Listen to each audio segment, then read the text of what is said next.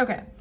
So, chapter 12, we really don't get a whole lot of resolution with everything that happened in chapter 11. It kind of opens up on a new day, and, the following morning, the entire neighborhood wore a festive air because Okonkwo's friend, Obierica, was celebrating his daughter's Uri. And this is the continuation of the union and the marriage customs and celebrations and that kind of stuff. So it was the day on which her suitor, Obierica's daughter, having already paid the greater part of her bride price, would bring palm wine not only to her parents and immediate relatives, but to the wide and extended group of kinsmen called the Amuna. So maybe like the groomsmen or something like that. So Obierica's daughter's suitor, they've already paid a great portion of the bride price, and now's kind of like the union, them getting married and what happens after that. So there's, aspects here that you would see in our culture, like going to a bridal shower or a wedding shower or giving a wedding gift, or there being a ceremony and a celebration and signing the marriage license and the father giving away his daughter to the groom and stuff like that. So that's kind of what the majority of this chapter is going to talk about, but it's determined that there's really not a whole lot of resolution with what's happening with Azenma. It says that Ekwefe was tired and sleepy from everything that happened the previous night. The priestess, with Azenma sleeping on her back, had crawled out of the shrine on her belly like a snake. She had not as much looked at Okonkwo and Ekwefe or shown any surprise finding them at the mouth of the cave. So she saw that they had come and they had followed her, but they weren't in trouble, like when she emerged from the cave, or yet, I don't know.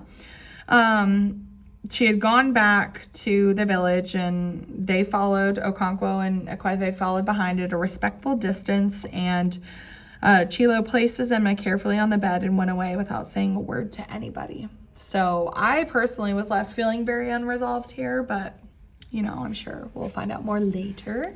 So they're talking about how they're tired from the night before, and Nwoyi's mother is like, I'll let Obierica's family know that you're going to be late for the ceremony.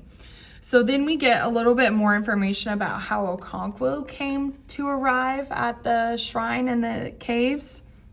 It says that Okonkwo was also feeling tired and sleepy, for although nobody else knew it, he had not slept at all last night. He had felt very anxious but did not show it. So he was feeling anxious about what was going to happen with Azenma. You could infer it's probably a combination of the way that he feels about Azenma and maybe some unresolved feelings that he has in regards to Ikemefune. I'm not sure. So when Ekwefe had followed the priestess, he allowed what he regarded as a reasonable and manly interval of time to pass. Then he had gone with his machete to the shrine where he thought they must be. And what's interesting is it was only when he had gotten there that it occurred to him that the priestess might have chosen to go around the villages first. Okonkwo had returned home and sat waiting. When he thought he had waited long enough, he again returned to the shrine, but the hills and the caves were as silent as death. Interesting way to be described. It was only on his fourth trip, so he went there 4 times looking for them, that he had found Ekwefe, and by then he had become gravely worried. So, it's clear that Okonkwo was very worried. He went 4 times. So you think that Okonkwo goes and does something 4 times for no reason.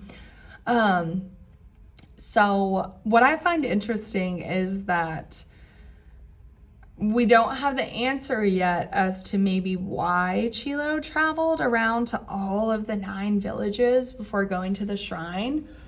To me, it might be because she knew that Ekwefe was going to follow her. Maybe Agbala wanted to know the level of commitment that Ekwefe has as a mother. Was she willing to, put her body through this terrible torture of traveling through the very difficult landscape, right? Like, Chilo's able to do that because she's infused with this superhuman strength. Like, only the true devotion and commitment to protecting your child would someone be able to withstand that journey and like actually make the journey. So I don't know, but I don't know. That's just maybe my inference there in regard to the journey. So something interesting, or just some food for thought.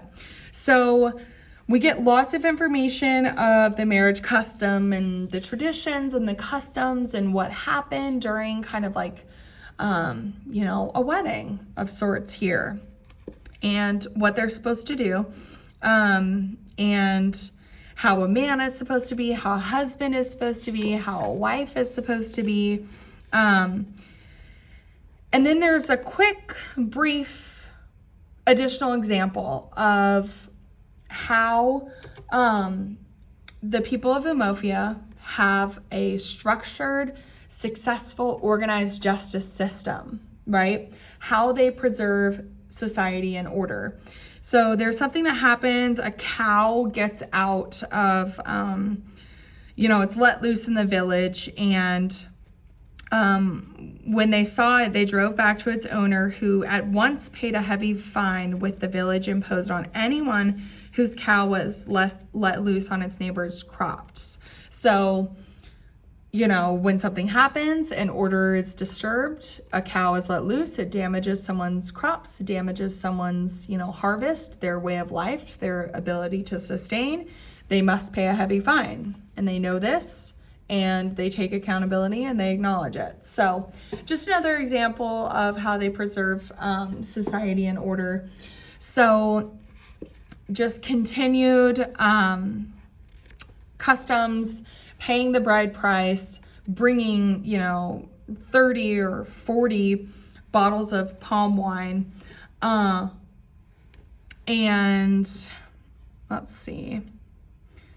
Okonkwo being condescending, snarky here, right? Like, they dare not bring fewer than 30 pots. I shall tell them my mind if I do, just asserting his dominance again.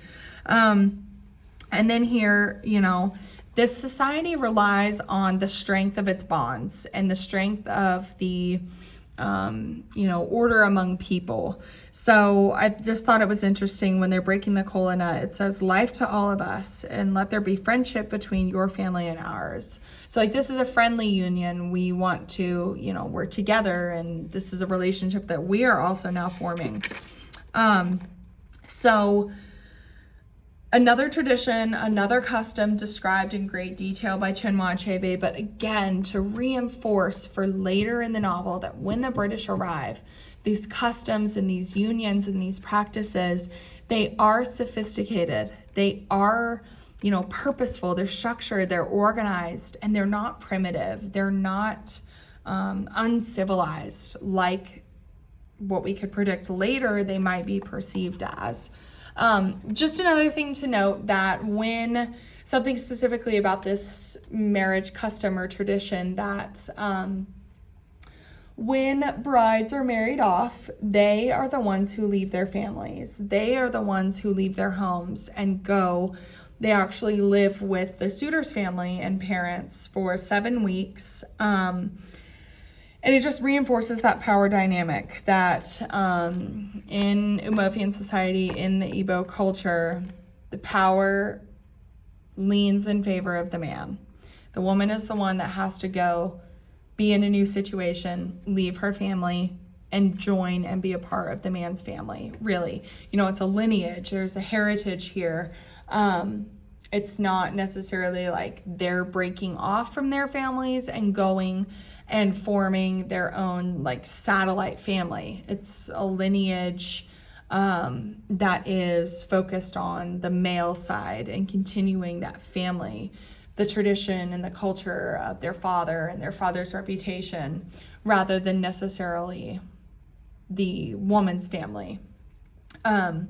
So you could see also there the difference in having a son versus a daughter, because a father knows his daughter will leave and will not be a part of continuing his heritage and his line and his legacy, but rather she will go and be a part of, her husband's father's family, if that makes sense.